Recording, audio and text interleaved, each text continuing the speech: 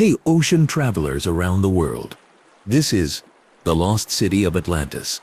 Ancient clues that refuse to die. For 2,400 years, scattered texts, sunken ruins, and stubborn geological puzzles have kept Atlantis alive. Tonight we test the clues that refuse to die. It begins not with a map, but with a conversation, passed like a sealed message from hand to hand. An Athenian lawgiver named Solon visits the temples of Egypt. There, learned priests share a story about a great island power beyond the familiar straits, a civilization with rings of water and land, canals broad enough for fleets, metals gleaming like sunset, and ambitions larger than its harbors. The tale travels home with Solon, is preserved among his circle, and is finally written down by a philosopher whose words echo through time, Plato, who shapes the narrative of a brilliant city that rises, grows proud, and falls in a single violent day and night. The description is not casual. Dimensions are given. Distances are noted. The setting is fixed beyond the pillars, a phrase most readers connect to the Strait of Gibraltar. The capital is drawn in circles. Land, water, concentric and engineered. Bridges and causeways connect the rings. Gardens and temples line the avenues. The port is busy. The people are confident. Then, in a span shorter than a storm season, the earth heaves, the sea runs high, and what stood above is swallowed. It is framed as a moral lesson about hubris and balance, yet it reads with the detail of an inspection report. That texture, measurements, materials, the choreography of canals, turns a parable into a puzzle. There is a reason. The opening still pulls listeners closer. It sounds like a location that could be checked. It names the sea. It sketches a city plan. It points to a route through the known world's gate. If a port truly vanished, evidence might still sleep in the seafloor. If a people truly sailed great distances, their trade would leave fingerprints, ingots, anchors, ceramics, harbor cuts in stone, pollen trapped beneath silt. The chain of custody is clear. Egyptian priests to Solon, Solon's notes to later Athenians, and finally Plato's dialogues. Each step invites questions. What was remembered? What was reshaped? What was metaphor? What, if anything, was memory of an older shoreline and the water that took it? Quick fact. A story can endure because it is beautiful. It can also endure because it fits the edges of older truths. Listeners through the centuries recognized familiar coastlines in the tale, islands ringed by harbors, cities married to the sea, cultures that rose with trade and fell with tremors. Those echoes keep interest alive. They are the reason researchers still lift sonar over continental shelves and still argue over canal lines in windswept marshes. This is a calm voyage across those echoes, step by step through the 10 stubborn clues that always return to the surface. The first stubborn clue is simple. Entire towns have been found beneath shallow water. Ancient piers stand in lagoon floors. Roads run a few strokes below the surface. Not every submerged wall is Atlantis, of course. Most are exactly what they look like. Old coasts, old neighborhoods, swallowed as seas rose. Yet every photograph of columns seen through clear water keeps the idea of a drowned city vivid in the public imagination. The second clue is the concentric plan. Around the world, a few places show circular shapes, some purely natural, shaped by geology, some built by hands for defense, ritual, or beauty. The match is rarely exact, but the pattern is catchy. The third clue is a rhythm in human history, abrupt collapses near coasts, where earthquakes and tsunamis can turn a thriving harbor into rubble and silence. The fourth clue is metallurgical, stories of orichalcum, a shining copper alloy, and caches of strange ingots found aboard ancient wrecks. The fifth clue is a sentence tucked in a text, beyond the pillars, as if to lay a compass on the table. The sixth is the ash of eruptions that darkened skies and sent waves outward. The seventh is the faint grid of cut stone along certain shelves when the light hits just right. The 8th is layers of mud that suggest upheaval in a single season. The 9th is the way traditions from many coasts remember a great rising of the sea. And the 10th is the endurance of the story itself. Legends that do not feed on anything tend to fade, but this one keeps finding new anchor points.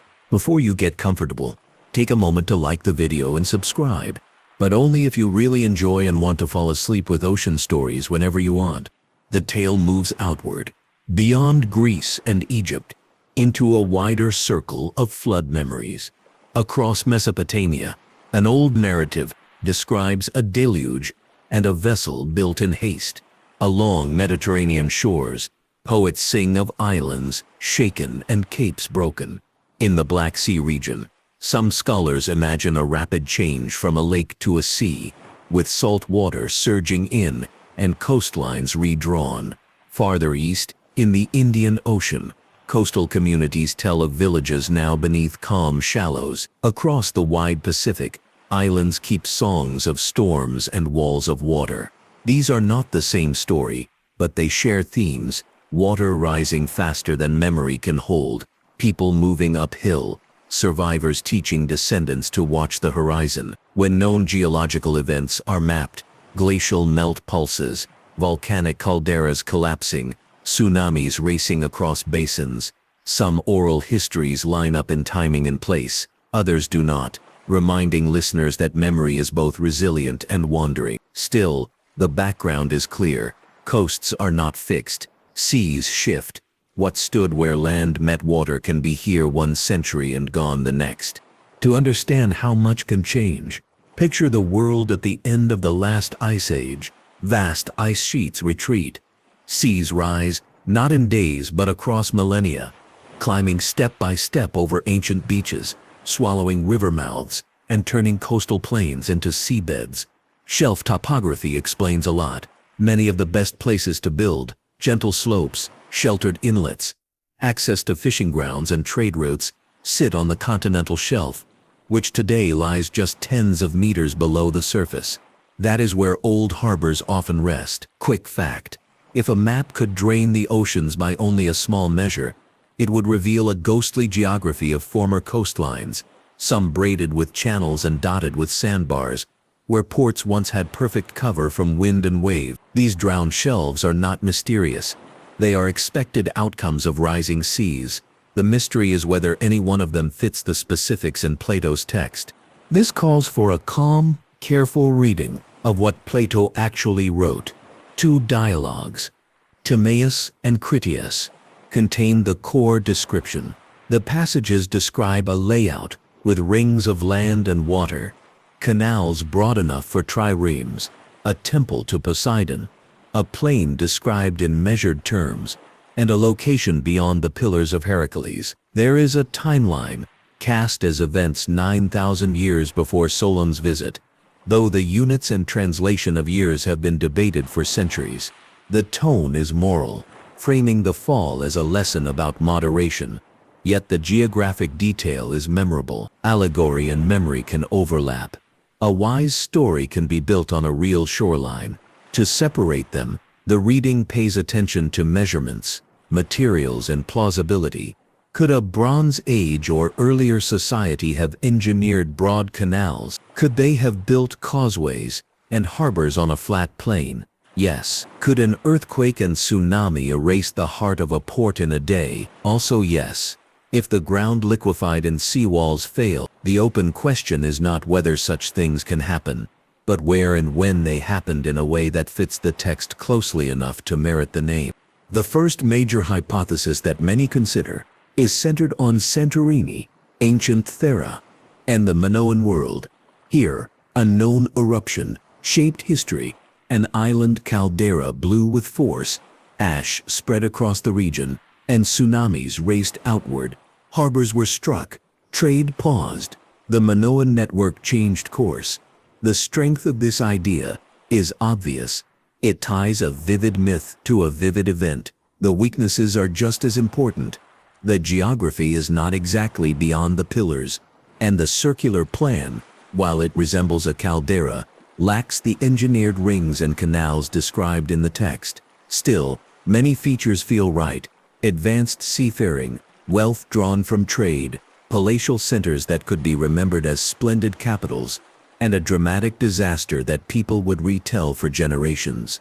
It may not be Plato's island in the open Atlantic, but it can be an ancestor of the story, a nearer example of a maritime culture humbled by nature in the span of a single season. From the Aegean, attention turns south and west to the broad platforms around Sicily and Malta, where shallow seas cover stonework, and where ancient builders cut harbors into soft rock. Nautical plausibility matters here.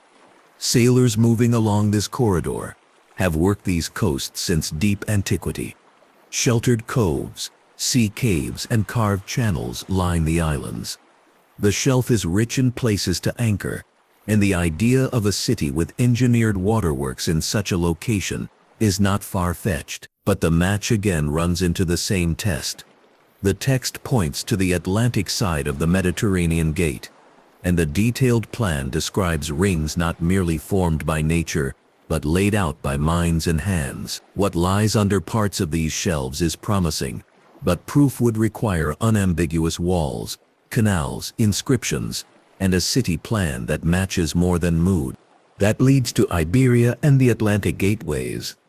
West of Gibraltar, river mouths open to tidal plains, and marshlands shift with storms and centuries. The zone around Cadiz and the Doñana marshes has drawn attention because aerial images and ground surveys sometimes show ring-like features under sand and mud. Geomorphology explains many rings as natural old dune arcs, meanders, and lagoons, but the region's long history with Phoenician, Tartessian, and other cultures ensures a dense archaeological background. If a great port flourished and fell here, traces could be messy.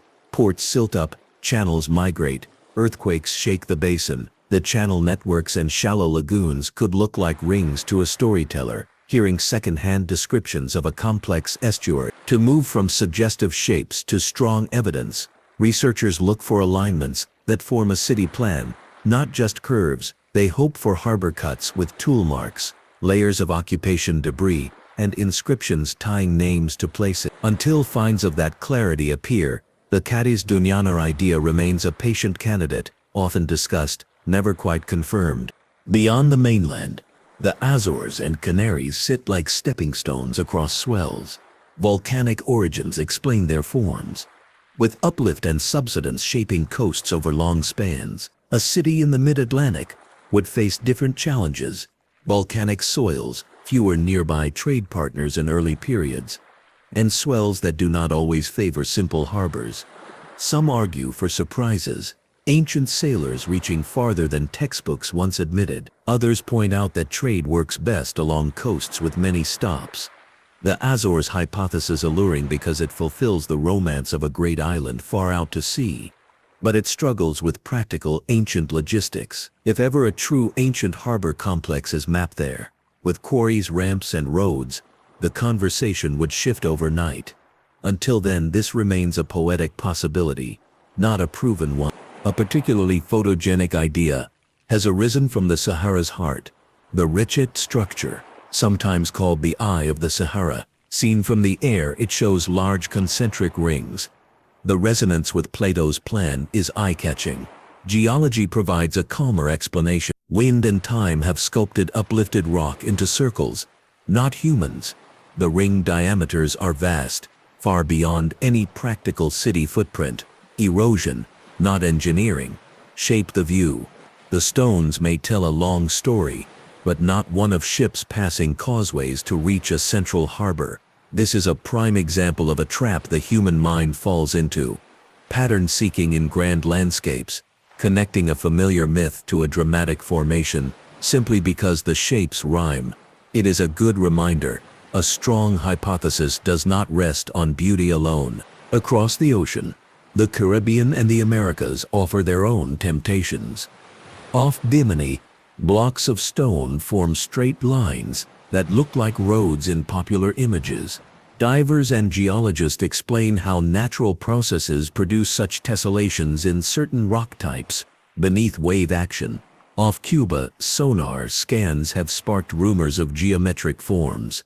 Here again, caution matters. Sonar is a first glance, not a verdict. Currents, noise, and data processing can trick the eye. In the Pacific, Pohnpei's famed ruins at Nan Madol demonstrate the power of a water-laced city built on artificial islets and channels. A real-world example that helps listeners imagine how a place like Atlantis might have looked if it ever existed. Yet Nan Madol is firmly placed in known history and does not match other key criteria. The point is not that every underwater shape is a mirage, it is that each claim needs full fieldwork, mapping, dating, and cross-checking against regional archaeology. This is where underwater archaeology offers a reality check. 4 case studies. Settle the mind. Yonaguni, in Japan, shows plunging terraces and sharp angles that many once called a city. Later work favored natural fracturing and erosion. Dwarka, off India's west coast, combines mythic fame with real submerged structures that show human handiwork and occupation layers. Valuable, but not Atlantean. Doggerland in the North Sea is an entire drowned landscape that once connected islands to the continent. Cores and trawls recover peat, tools, and bones. In the Black Sea, anoxic depths preserve wooden wrecks in startling condition, proving that harbors and ships can be kept almost intact under specific conditions. These case studies teach quietly. They show what clear evidence looks like: tool marks in stone, artifact layers in place, wood preserved in silt, harbor walls that line up with city streets. They also show what wishful thinking looks like: rushing from a photo to a conclusion. The difference is patience. To understand how a port can disappear so fast that witnesses call it a single day and night. A short geology boot camp helps. Earthquakes can trigger liquefaction in water-saturated sediments, turning firm ground into fluid. Buildings tilt. Quay walls crumble. If a tsunami arrives minutes later, the combination is devastating. Volcanic islands can slump. Parts of a caldera rim can collapse into the sea. Coastlines can subside by 1 meter or 3 over a broad area after a quake, moving the shoreline inland without any wave at all. Methane seeps can destabilize slopes. While dramatic bubble stories often drift into fiction, real slope failures do occur, and bedforms record them. The traces of such events survive. Jumbled boulders washed inland, sand sheets across fields, rip-up clasts in cores, abrupt changes in the species of tiny shells that live in specific depths. A tranquil harbor can be reorganized by nature and reburied under calm silt in just a season or 2. Another question in the story asks how far ancient sailors could truly go. The picture is more generous than school maps once suggested. Bronze Age and Iron Age mariners used star paths, coastal silhouettes, and steady currents. They understood seasonal winds and read the chop on water the way farmers read clouds. They favored coastal hopping when possible, but open water stretches were not impossible. Hulls were sturdy, galleys could row when wind failed. Yet there is a difference between could and would. Trade routes flourish where there are many stops with something to exchange. The phrase "beyond the pillars" signals an Atlantic world, but whether the storytellers meant open ocean islands or the known shores of Iberia and Morocco remains part of the debate. What can be said with confidence is that ancient sailors knew Gibraltar's doorway and worked its tides. The metals in the story matter, because metals are fingerprints, orichalcum, often described as a shining copper alloy, fascinates readers. Archaeological finds of copper and copper alloys in shipwrecks show trade in ingots, raw and worked. Slag heaps near ancient smelters speak of production on scale. A city as described would leave behind material traces in harbors, spilled pellets, broken crucibles, scrap near quays, and a chemical signature in sediments. Alloy ratios tell tales, linking a find to a region's ore. If a cache of ingots marked with signs were found in a drowned warehouse beneath a ringed harbor, the path from story to evidence would shorten. Until then, the role of metals remains as a supporting detail, strong enough to build a clue around, not strong enough to be proof by itself. The reading of the original text continues, with a calm eye for transmission. Copies were made by hand. Unit stadia, plethora, were converted and reconverted. A scribe's error can magnify a distance or shrink a depth. The difference between an island and a peninsula can be a translation choice, and a number multiplied by 10 can turn a date from the Bronze Age into a span before cities rose anywhere. Numerology sometimes tempts interpreters to retrofit meanings to preferred outcomes. A clear approach resists that. It asks which reading fits the culture that told the tale, which units match other writings from the same author, and which combinations of numbers and places survive the test of archaeology. Put simply, a plausible scenario uses the simplest units and the fewest miracles. Modern technology now combs the shelves. Multi-beam sonar paints the seafloor in high resolution. Sub-bottom profilers send sound into sediment to read buried layers. Autonomous underwater vehicles trace grids no diver could swim in a day. Remotely operated vehicles hover over walls and follow cables into hollows. Satellite-based bathymetry gives broad brushstrokes of shape and depth over vast areas. This is the toolkit that finds real harbors, canals, and quarries. It is how researchers confirm straight lines at right angles joined by purposeful curves. It is how a ring seen from the air becomes a map with coordinates and cross-sections. Quick fact: the best surprises in underwater archaeology are not colossal statues. They are thin layers of soil that change abruptly, marking a moment when a human street turned to silt. With tools in hand, attention returns to where coastlines may hide cities, continental shelves worth scanning. Follow a simple logic.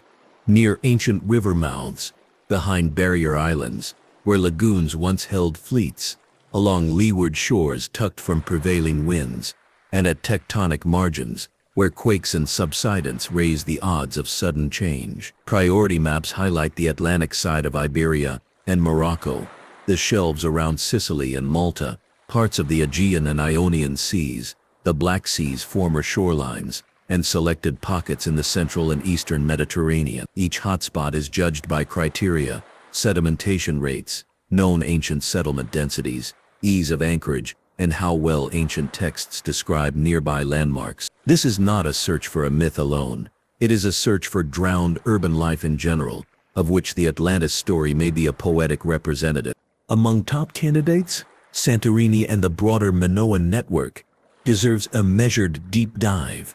Harbor reconstructions show busy maritime life. Ritual architecture suggests a cosmopolitan culture with ceremonial centers. Regional tsunami deposits prove that waves struck coasts that mattered. The strengths are tangible: advanced maritime skill, sudden destructive events, and archaeological richness. The mismatches fit inside a historian's caution. The specific ringed geography and the Atlantic placement do not align neatly. The fairest reading frames Santorini as a powerful analog, evidence that the core idea of a sea-linked civilization humbled by sudden natural forces is not only possible, but documented, even if the coordinates differ. A second deep look rests on the Doñana Cadiz littoral platform, where paleo estuaries once laced a broad coastal plain. Geomorphic rings show up in imagery, shaped by water and wind. The line between human engineering and natural forms is delicate, and it is here that careful trenching, coring, and dating matter most. Overlaps with Phoenician and earlier Tartessian presences enrich the context. If canals were cut here in antiquity, if quays were built and then drowned, the first confirmations would likely be modest: tool-scarred faces on channel walls, alignment between foundation stones, a scatter of ceramics sealed below storm layers. The vision of a ringed capital rises easily in the mind when looking at aerial photographs. The discipline is to ground that vision on shovel-tested lines. A third candidate focuses on the shelf around Sicily and Malta. There, human-made works and natural platforms meet in a patchwork: quarry traces, causeway-like features, and breakwaters, some confirmed, some debated, create a laboratory to study how ancient engineers partnered with the sea. Maritime historians note the strategic position between east and west, north and south. If a city with a signature canal plan had thrived here and then suffered quake, subsidence, and storm, clues might lie within a morning's boat ride from shore. Divers and surveyors have already catalogued much. The next steps, as always, are to stitch scattered findings into a coherent urban plan with dates that line up. For those drawn to wide water, the Azores sit as a fourth point of interest. The mid-Atlantic microplate and its volcanic features would challenge any large ancient settlement, but not necessarily preclude smaller, resourceful communities. Supporters imagine a maritime people extending a supply line across islands. Skeptics answer with the realities of ancient trade economics. Here, the bar for evidence is high. Harbors cut to shape, roadbeds, quarries with tool marks, and cultural layers that tie to known traditions on either side of the ocean. Until such evidence appears, the Azores remain an evocative horizon rather than a documented port. The fifth deep consideration returns to the Black Sea shelf and the ongoing debate about a rapid transgression from a lower freshwater state to a higher saline one. If shorelines raced inland within living memory, villages would have been lost in a human lifetime. Neolithic sites along former banks suggest real stories of relocation and adaptation. Though the Black Sea sits inside the Mediterranean world rather than beyond the pillars, its sedimentary record is a teacher for how sudden sea change looks in cores and how cultural layers respond. What would count as proof in any of these places? The answer is refreshingly straightforward.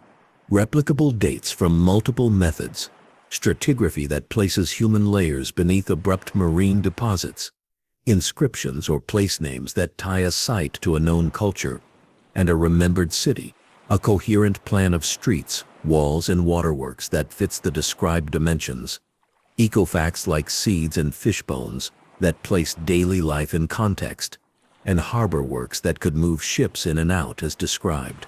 A single photo or a lone wall will not do. Proof is a chorus, many lines of evidence singing the same song.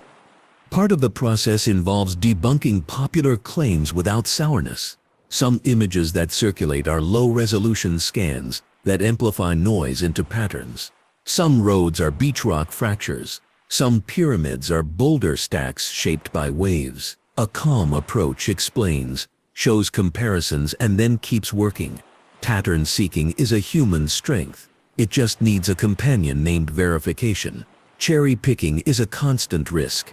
The remedy is to publish full data sets, not just the angles that flatter a hope. The most satisfying discoveries are the ones that resist the finder's bias and still hold up. Why does the story of Atlantis remain lively when so many other ancient tales sit quietly between covers? Psychology plays a part. People like the idea of a golden age, both to admire it and to measure it against the present. National pride sometimes folds itself around imagined ancestors. The romance of exploration draws attention across years. A bright map with the label unknown has a pull all its own. There is also a practical reason. Humanity now lives through rising seas again, though slower than a single day and night. Coastal communities watch the line on the beach creep landward.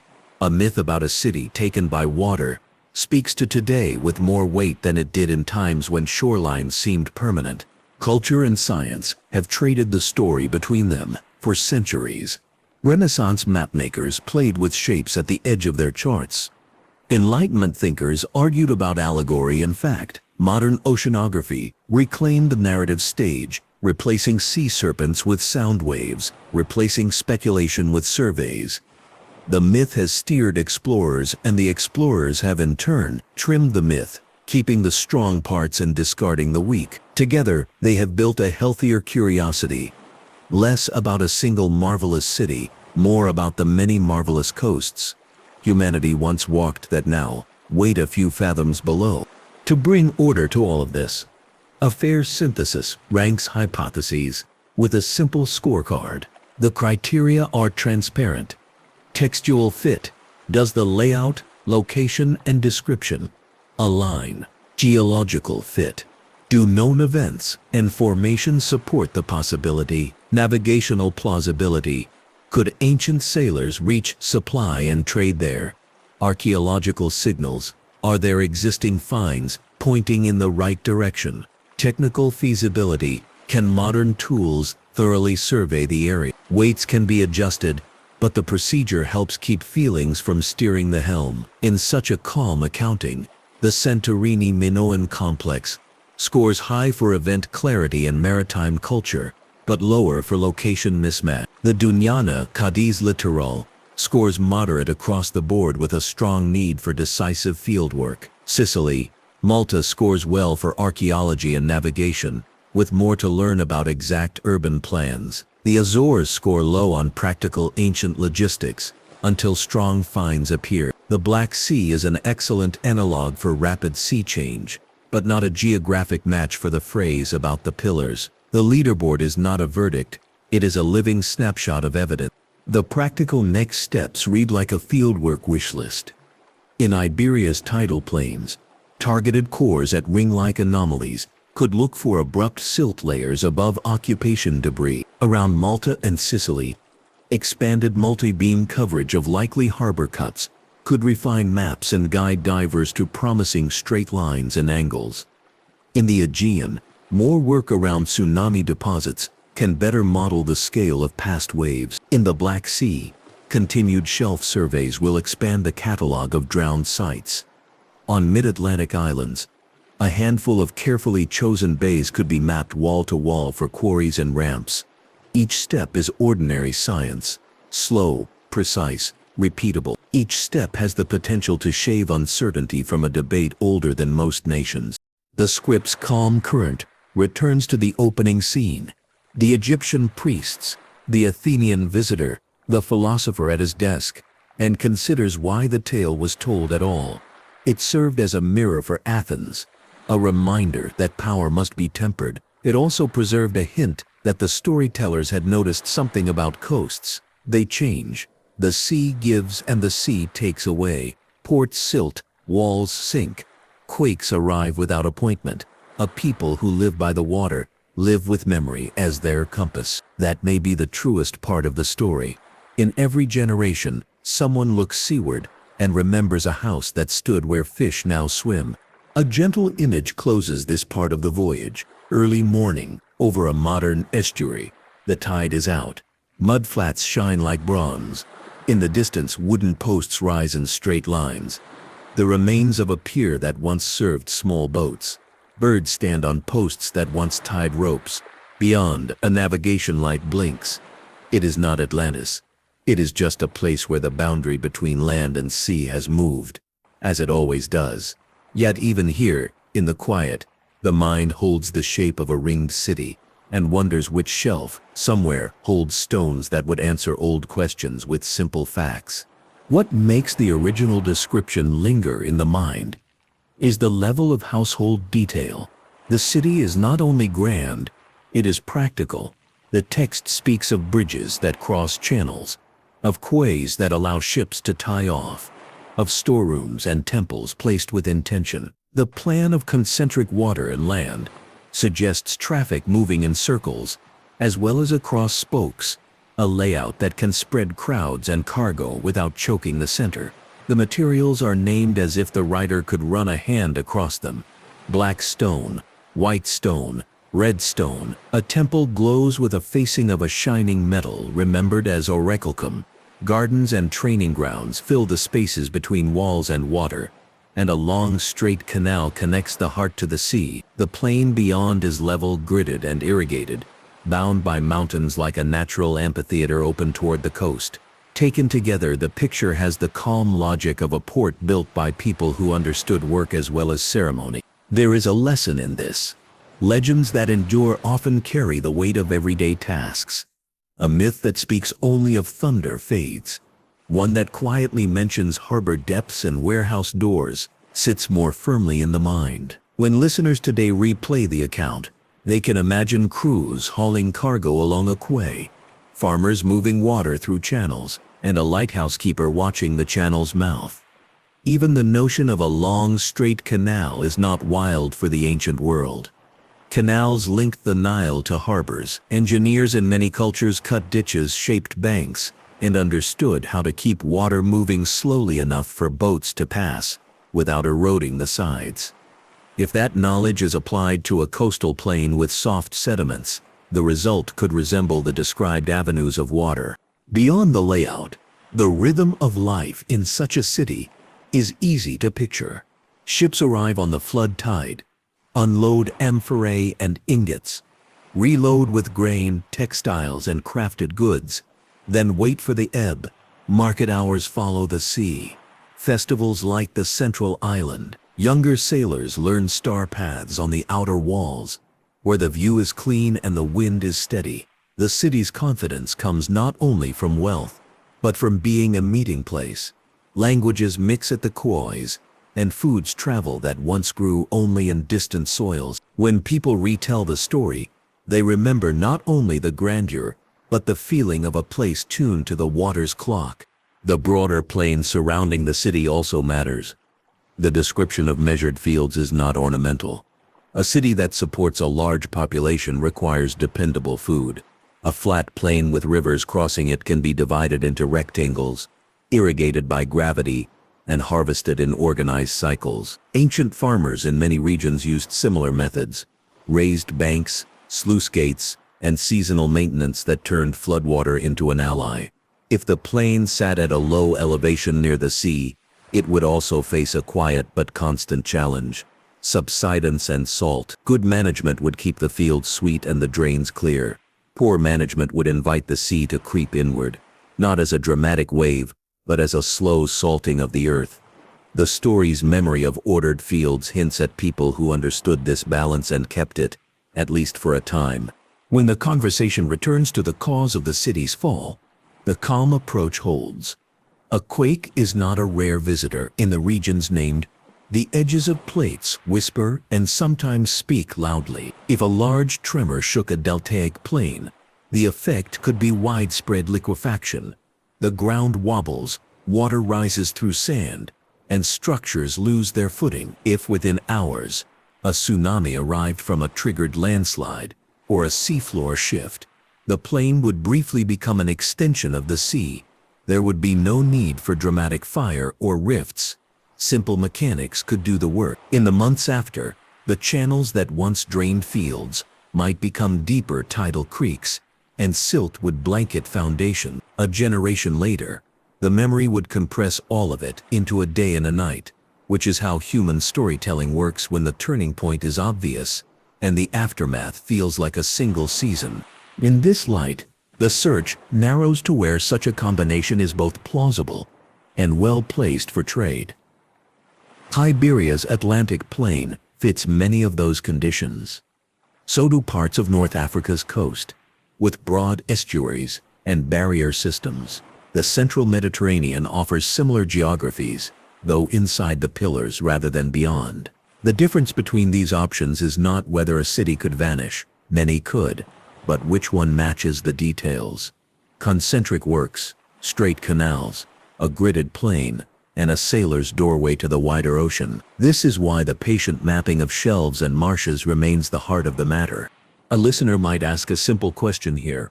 If a city of such size and engineering existed, where are the inscriptions? Where are the carved stones bearing names and dedications that ancient builders loved to leave?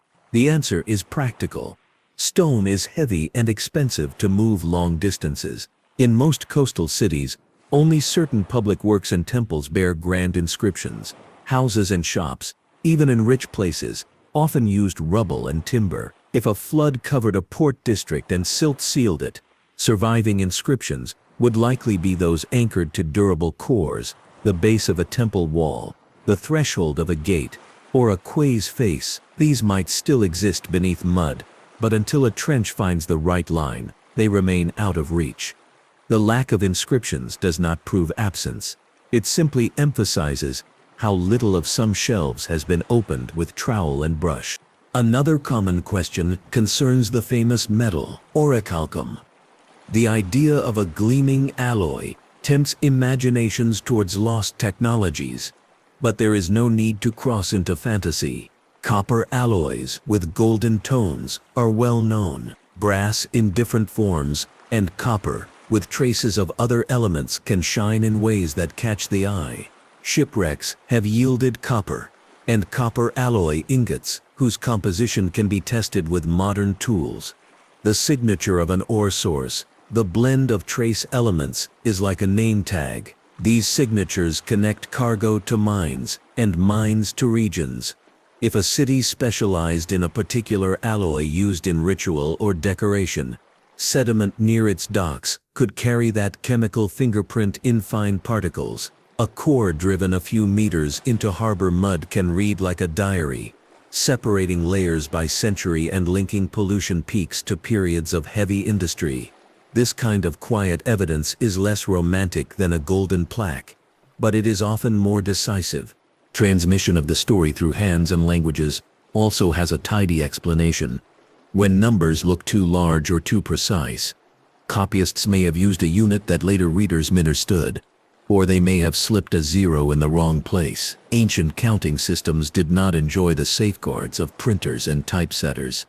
A skilled scribe is still a human being, and even careful hands can drift.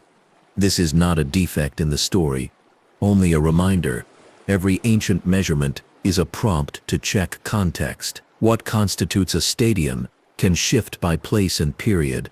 If one reader assumes a longer unit and another a shorter one, their reconstructions diverge sharply. The solution is to hold several translations side by side and ask which set of units produces a plausible city and a walkable plain for people of the time. When that is done, many reconstructions grow more modest and more realistic. Seafaring in the relevant centuries provides the final layer of ordinary sense. Sailing out of the Mediterranean through the Strait of Gibraltar requires understanding its winds and currents. The flow at depth moves the Atlantic into the Mediterranean, while surface waters can move the other way depending on conditions. Ancient mariners learned to work the tides near the strait and to wait for windows of weather. They preferred hugging coasts when fresh water and shelter were plentiful. They also knew how to cross open stretches when needed. The Atlantic coast of Iberia offers a chain of anchorages, some still in use today, that would have supported gradual exploration and trade. A city placed to benefit from such routes would be wealthy in both goods and news. Traders from the north brought metals. Traders from the south brought resins and dyes. Traders from the east brought ceramics and styles. The hub would be cosmopolitan without needing to rule an empire. If the listener wonders how archaeologists and geologists choose exactly where to look on a broad shelf, the answer involves simple patterns. First come old maps and text describing ancient river mouths, bars, and bays. Next come satellite images and aerial photographs that reveal paleochannels, ghost rivers beneath sand. Then multi-beam surveys trace the bottom with sound, and magnetometers sniff for ferrous anomalies that might mark anchors or tools. Sub-bottom profilers follow, seeing layers below the surface. Each method narrows the search. When instruments point to a line that looks like a cut canal face or a geometric terrace, divers and ROVs drop in. They look for tool marks at consistent heights, for stones laid in courses for corners. If none appear, the line may be natural. If some appear, the team establishes a grid and begins the slower work of proving it. Cores extract thin cylinders of sediment that can be dated. If a core pulls up a layer of domestic debris, charcoal, seeds, shards covered by a clean layer of marine sand, that is a classic signature of a flooded settlement. Simple, steady, repeatable steps write the proof, or erase a hope, without drama. To keep the bigger picture in view, it helps to step outside the Mediterranean Atlantic frame for a moment and notice how many places on Earth tell variations of the same shoreline story. On the Sunda shelf of Southeast Asia, lower seas once connected islands and open plains that now sit underwater. In Northwest Europe, Doggerland's meadows and rivers now under the North Sea fed families and herds until rising water took them. Along the Indian coast, the shifting of deltas and the work of storms have redrawn outlines more than once within recorded memory. In each place, human beings adjusted. They built new piers, moved their villages, and kept telling stories about the old ones. The audience for the Atlantis story today lives in a world of coastal change as well. They recognize the pattern. The myth's power rests not only on a glamorous island but on the quiet recognition that any coast can move. With that perspective, the evaluation of each Atlantis candidate sharpens. The Santorini Minoan case remains a model of how a myth can be anchored to a real chain of events without insisting on an exact overlay. The overlap is strongest in culture and disaster, not in map coordinates. The Dunyana Cadiz possibility remains attractive for its geography and proximity to the strait, but it needs a strand of decisive evidence, preferably architectural, pulled up from beneath the marsh and matched to dates and a plan. Sicily, Malta stands firm as a laboratory for coastal urbanism interrupted by nature. One could spend years cataloging and interpreting evidence there without exhausting it. The Azores, though charming as an idea, hold their place on the list. Only a future surveys produce structure that looks undeniably built and undeniably old. The Black Sea, rich in submerged archaeology, continues to demonstrate how quickly a shoreline can leap inland in human time. It is a teacher more than a candidate. Now and then, a popular claim will surge on social channels. A new scan, a rectangle in the silt, a hint that a city grid lies beneath. The patient response remains the same. Does the feature survive a second, clearer survey? Does it align with cultural material on the nearest land? Are there artifacts in place not scattered by trolls or storms? Can the layer in which they sit be dated by more than one method? Can the community of researchers repeat the finding? When those answers are yes, even modest discoveries become solid steps forward. When any answer is no, the claim goes back onto the shelf. Calm method is not the enemy of curiosity. It is its anchor. At this point, the script can afford a practical aside on tides, because they influence where a city might choose to place its rings and canals. The Mediterranean's tidal range is generally small. The Atlantic's, especially along certain coasts, can be wide. A harbor built to a precise draft in a tide-rich zone must consider how ships will clear at low water. This is where inner basins, locks, and tidal gates become helpful. Ancient engineers did not use the word hydrostatics, but they observed levels and flows and built accordingly. A ringed city plan with layered basins could function as a tide-smoothing system, allowing steady movement of cargo while the ocean rose and fell outside. If such engineering existed in antiquity on the Atlantic side of Gibraltar, traces might include massive hinge stones, gate recesses, or scoured floors where moving water accelerated. If these are found one day, the argument for a sophisticated harbor leaps ahead. Navigation back then also leaned on simple but effective tools: lead lines for sounding depth, sounding poles for channels, and perhaps wooden boards for measuring speed by counting knots against water flow, a practice whose later forms survive in language. Pilots memorized bottom textures by feeling the grit on the line's tallow after a cast. Fine sand, coarse sand, mud, shell. Such habits sound small, but they add up to a civilization's confidence at sea. A city that served as a maritime school and clearinghouse for such knowledge would live in memory even if its stones went under. Trade networks weave into this picture like rigging lines.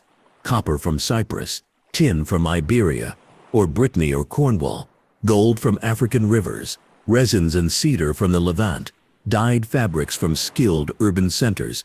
These moved along coasts and through straits. A port that sat at the meeting point of these streams would thrive. If the city in the story grew proud, it may have done so by naming itself the center of this web. When later listeners heard of its fall, they would have felt the loss in their own markets. As supply hiccuped, prices rose, and fashions shifted. Memory works that way. It ties a distant event to the taste of salt and the weight of a coin in the hand. It is fair, too, to imagine in gentle detail the daily life around the canals. Children might have learned to swim in the inner ring. Fishermen could have set nets in the current, timing their work to the pull. Temple bells or horns might have marked the hours, and cranes powered by human treadwheels might have lifted cargo. On market days, barges might have lined the edges like petals around a flower, each selling from a different region. Scenes like this make the story human without adding anything supernatural. They also explain why the plan, a city of circles and flowing lanes, sticks in memory. It is a design that people would tell others about because it was pretty and because it worked. When discussion returns to the mathematics of the plane, practical questions arise again. If a field grid is described as a certain number by a certain number, and if the total is given, do the units resolve into something that can be walked in a day or two? If so, the plane would fit neatly behind a coastal ridge in many regions. If not, a scribal error is likely. Simple arithmetic checks combined with known densities of ancient populations produce a range of plausible sizes for the city and its hinterland. Within that range, archaeologists select spots where rivers once braided and where a flat area large enough for such a grid existed during the relevant period. The outcome of such study is rarely a dramatic X on a map. It is a carefully prioritized list of squares to investigate. Just as the map is narrowed, the timeline is clarified. The famous 9,000 years before phrase often stretches belief because it places the event well before known urbanization. Some scholars have suggested that the number encodes months or seasons instead of solar years, which would bring the timing closer to known Bronze Age events. Others propose that the figure was symbolic, chosen for philosophical reasons to contrast a distant age with the present. A cautious synthesis accepts that the exact number may be less relevant than the placement of the story relative to known cultural peaks and disasters. If the telling gathers impressions from multiple centuries into a single narrative, that would not be unusual in oral traditions. The wind then becomes a window rather than a date, a span in which maritime cultures rose, a major eruption occurred, and coastlines changed. From here, the conversation can afford to be constructive. If asked to design a minimal set of investigations to settle the strongest candidate, what would they be? The answer is refreshingly modest. First, conduct a high-resolution multi-beam survey across the ring-like anomalies in the Dunyana-Kudus region, followed by sub-bottom profiling to see beneath the sand. Second, take a grid of sediment cores across those features, looking for sharp transitions from terrestrial occupation to marine sand, and test each layer for microfossils and pollen that pinpoint environment and season. Third, where cut faces are suspected, send a small ROV to inspect for tool marks. Fourth, sample sediments for trace metals that match known ancient alloy production. Fifth, compare dates with known regional events, earthquakes, tsunamis, cultural changes in a transparent matrix. None of these steps require exotic technology, only patience and coordination. If the results show nothing but dunes and marsh features, the candidate shrinks with grace. If the results reveal structure, the path forward becomes obvious. Elsewhere, on the Sicily-Malta platform, a similar plan would focus on gaps in today's map's zones between well-studied harbors where older channels may hide. Around Santorini and neighboring islands, work that continues to refine tsunami footprints will sharpen models of wave travel that can test narratives of sudden loss. In the Black Sea, shelf surveys will add to the rich gallery of drowned sites that teach methods and caution. On mid-Atlantic islands, a handful of sheltered coves can be map signs of quarries and artificial ramps. If none appear, energy can be conserved for stronger targets closer to the strait. Alongside fieldwork, the cultural thread continues its quiet work. The story has already taught generations to respect the sea's memory. It has encouraged people to keep an eye on the shore, to document changes, and to read old coastlines like history written in sand. Museums now present drowned cities not as warnings but as windows. Visitors see anchors that last felt air 3,000 years ago. They see coins cleaned of salt and time enough to show a figure's face. They learn that a city underwater can be a gift to science, preserving wood and rope that decay quickly on land. Such exhibits lower the temperature of debates. They make the idea of Atlantis feel less like an argument and more like a shared curiosity about the many ways human beings have lived with water. A small, grounded reflection helps here. In some modern harbors, wooden piles from Roman quays still stand, black with age, in silt a few meters below today's waves. In river deltas, entire neighborhoods from the last few centuries lie under quiet mud, their outlines visible in sonar, like shadows of recent memory. If those places deserve attention, So does any older port with similar fate. The difference between a proven drowned city and Atlantis may turn out to be nothing more than a name, a matter of whether the discovered plan and date fit an old sentence. Either way, the real reward is the map itself growing more detailed, the contours of human shoreline life emerging one survey at a time. As the script moves toward its next arc, it threads back to the opening cadence, a tale carried across centuries, because it invited verification, a bright city, a confident people, canals, gardens, a moment of change, and the sea taking back ground it once held. Whether the end came in one day or one season is not the heart of it. The heart is that coastal civilizations know the terms.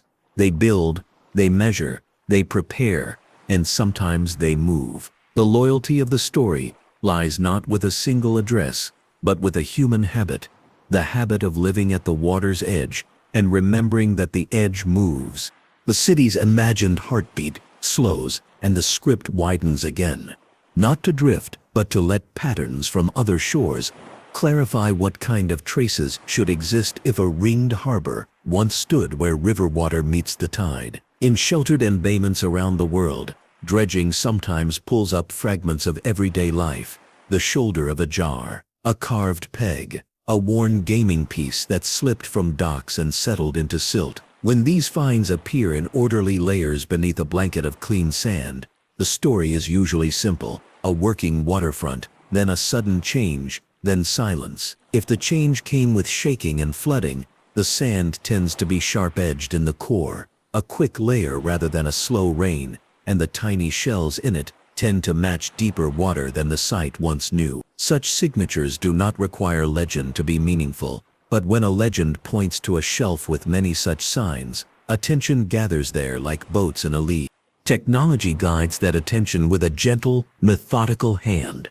Multi-beam sonar lays down a panoramic picture in shades of depth, regular shapes, straight lines, right angles, circular arcs that hold their radius, stand out against nature's looser textures. Sub-bottom profilers add the second story, the bodies of buried channels, the slices of old riverbanks, the tears of landslides frozen in the seafloor's memory. Autonomous underwater vehicles travel set paths, keeping altitude steady, their sensors sniffing for small anomalies a human eye might miss in the dark.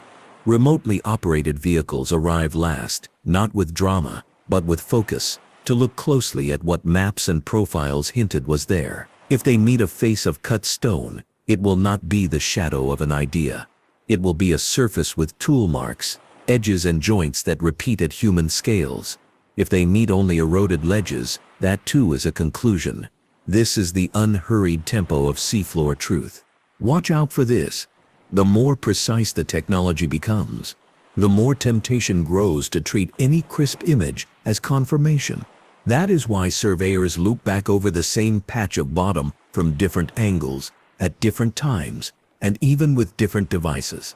When a shape holds up under that pressure, it becomes interesting in a new way. Divers then set grids and bring up samples not of mystery stone, but of context, bits of charcoal, seeds, fibers, that place people on that site and give them a century, and when the pollen is right, even a season. This is how a canal face stops being an exciting line and becomes a place where someone once tied a boat and hefted a sack of grain. As the careful passes continue, the script threads back through the leading candidates to settle them in a final arrangement that is firm but not inflexible. Santorini and the Minoan world remain a powerful analog. Real maritime grandeur, wounded by real geologic force. The core alignment rests on culture and catastrophe, rather than an exact map. This is a teaching case. A civilization can be balanced on sea trade, enriched by seafaring skill, and then humbled by nature, in a time span short enough to compress into a single generation's memory. Listeners can hold that image without requiring it to be the same island as the one that the text places beyond the Mediterranean's western gate. Along the Atlantic doorway, the Dunyana Kadi zone holds its place as the most economical path forward. The setting matches many needs. A plain behind dunes, estuaries that braid and cut rings in sand, proximity to the strait that makes the phrase "beyond the pillars" feel literal, and a long record of coastal cultures that would have woven their lives into that landscape. The weakness is the usual one. Suggestive shapes are not yet tied to architectural certainty. That is not a flaw. It is an invitation for the simplest, fairest test map thoroughly, core carefully, and let the layers speak. If the rings are dune arcs, the data will say so. If human hands shaped walls and channels there, the data will say that too. Sicily and Malta shine as the workshop where ancient engineering meets geology in plain view. Here the value is less about a single name and more about building a library of what coastal construction looks like after centuries underwater. Breakwaters, carved pools, quarries with ramps.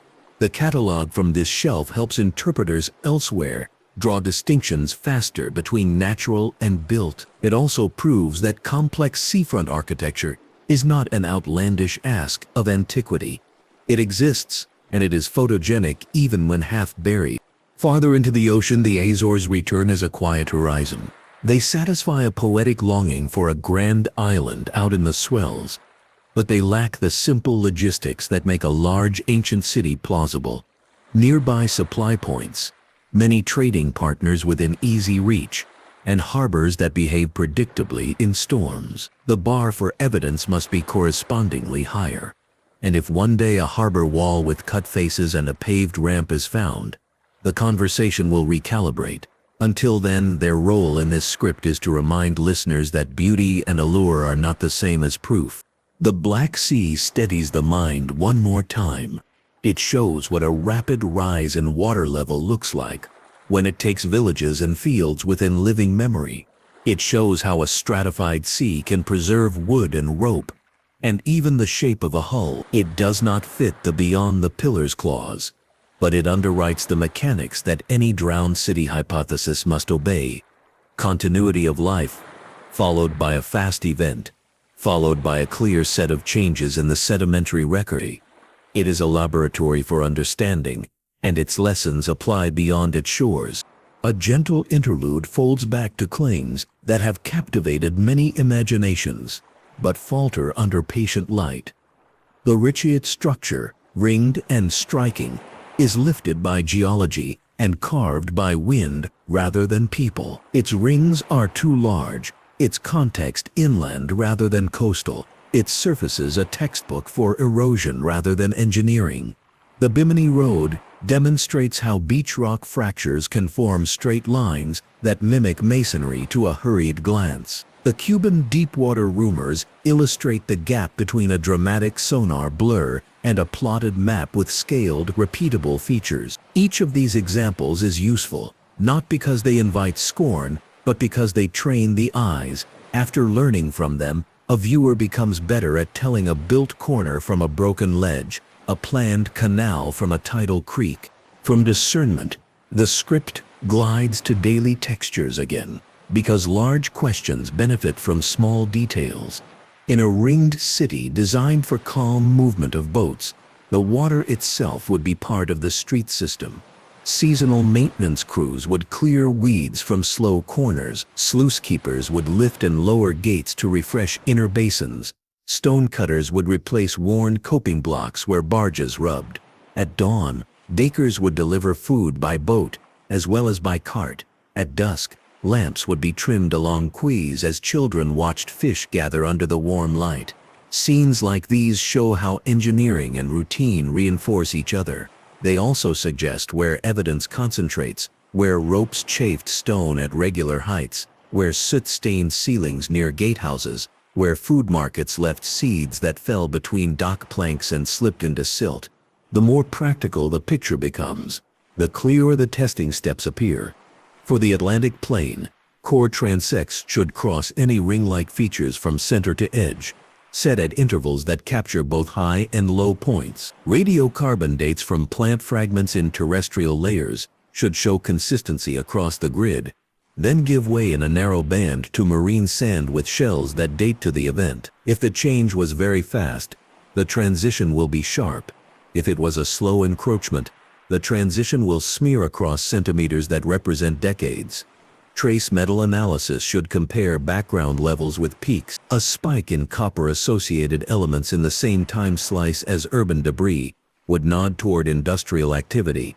Pollen should track from field plants to salt-tolerant species and marine indicators after the change. If tool marks are found, their height above former water level can be inferred from biofouling lines and compared across features to see if a coherent design height emerges. None of this requires faith. It requires good notes. Calmly, the script sketches the last passes of the scorecard that was promised earlier, not as a table, but as a story about balance. Textual fit asks whether the location is beyond Gibraltar, whether a flat plain of the stated proportions could nestle against mountains and open to the sea, and whether concentric water-land-water architecture could function there with ancient means. Geological fit tests if the shelf's history includes events, quakes, subsidence, tsunamis that could erase a port quickly enough to be told as a single catastrophe. Navigational plausibility asks whether ships of the time could reach, supply, and trade at that site with regularity. Archaeological signals count what has already been found nearby that points to dense human life. Pottery scatters quarries carved harbor faces. Technical feasibility acknowledges that some candidates are easy to survey fully with today's tools, while others would consume years for a partial map. When these quiet weights are placed on the balance, the Doñana-Cadiz corridor settles near the top for immediate testing. Sicily-Malta follows closely as a documented school of coastal building. Santorini stays high on the list of analogs for culture plus disaster. The Black Sea stands as a method teacher, and the Azores remain a long shot waiting for a decisive surprise. A final round of quick facts prepares the conclusion without hurry.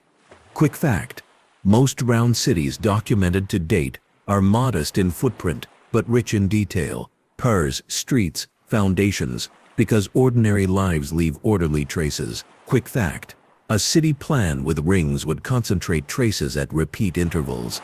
The pattern itself would help surveyors find the next segment. Quick fact: the ocean keeps secrets, but it also preserves, especially when silt is fine and oxygen is low. Wood that would rot on land can last like a memory in the dark. Quick fact: the difference between a legend and a lesson is often the availability of data. Once a trench holds a wall and a date, conversation shifts from if to how. The narrative slows for a moment over the human reasons this story continues to matter. A modern coastal resident understands that maps are promises made in pencil. Shorelines retreat, new channels open after storms, dunes walk.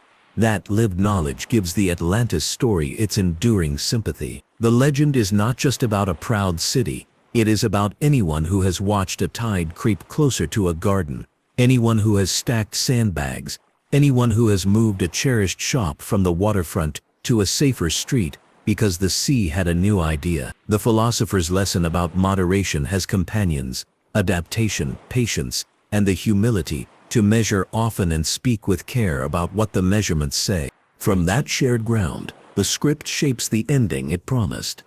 A ranked verdict that is clear, but not absolute. A single next step that any listener can recognize as a fair test. And a calm farewell that widens the view beyond a single city. The verdict goes like this: the strongest present-day candidate for focused fieldwork remains the Atlantic littoral around Doñana and Cadiz. It aligns with the phrase "beyond the pillars," sits on a shelf with the right geomorphology for ring-like forms that could be either dune arcs or designed basins, and lies within a region of dense, ancient coastal life. The second tier contains the Sicily-Malta platform as a proving ground for how complex seafront engineering behaves under the weight of centuries, and as a place where additional mapping can sharpen distinctions useful elsewhere. Santorini remains a cultural and geological anchor, demonstrating the scale of events that can reshape seafaring peoples. It serves as the model rather than the map. The Azores retain their place as a horizon of possibility with a high threshold for proof. The Black Sea continues as the premier classroom for fast sea change and underwater preservation. Now the single most testable next step is set plainly on the table. Conduct a high-resolution, wall-to-wall multi-beam and sub-bottom survey over the ring-like anomalies in the Dunyana Cadiz zone, followed by a tight grid of sediment cores designed to capture a transition from terrestrial occupation to marine deposition. Publish the maps and core logs openly. If the rings prove to be natural arcs and no human stratigraphy lies beneath the marine sand, the hypothesis can be retired with respect. If, on the other hand, even one straight canal face with tool marks is found with matching dates and supporting debris and context, then an archaeological campaign can begin at once with a clear target and a clear clock. One more careful breath carries the story to its final shoreline. The chain that began with Egyptian priests, moved through Solon, and took shape under Plato's pen, has carried a delicate cargo, a picture of a city designed around water, a memory of change that felt sudden, and a reminder that coastlines are not monuments but conversations between land and sea. The legend's endurance is not a stubborn refusal to face facts. It is an invitation to gather them. It has helped generations keep an eye on the shelves where rivers hid their mouths, and where human hands once built into the tide. A museum guide might end here, but the ocean historian's voice lingers a moment longer, because there is one more gift in this story. It teaches how to look.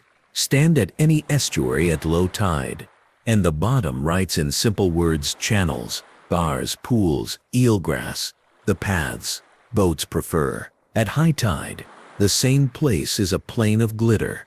To watch both states and to remember both is to understand how a city could be visible on one day and gone in another.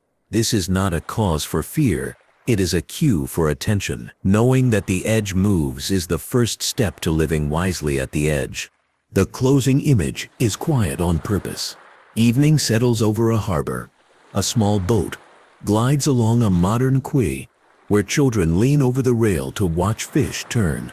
Farther out, a lighthouse blinks in its calm rhythm. Beneath the waves, somewhere not far from a river mouth, there might be a line of stones in a curve, then another line, then a straight length that joins them.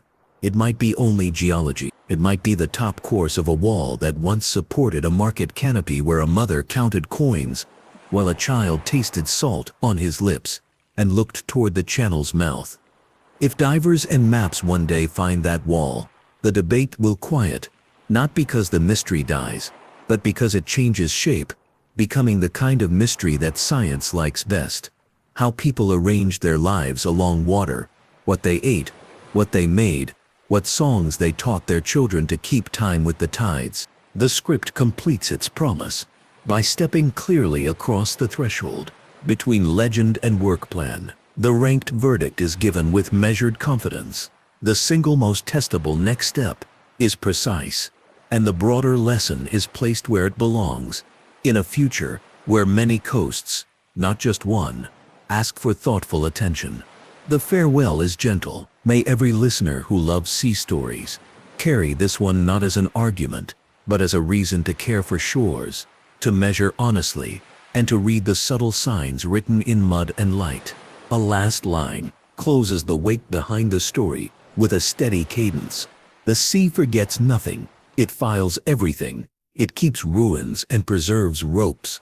And it returns old shapes on clear days to those who know where to look. Whether the ringed city is found as described or resolved into other names and plans, the search has already done something quietly valuable. It has taught a way of seeing, patient, curious, and kind, to evidence. And that is how any enduring voyage should end, with charts improved, with eyes trained in, with the horizon still wide.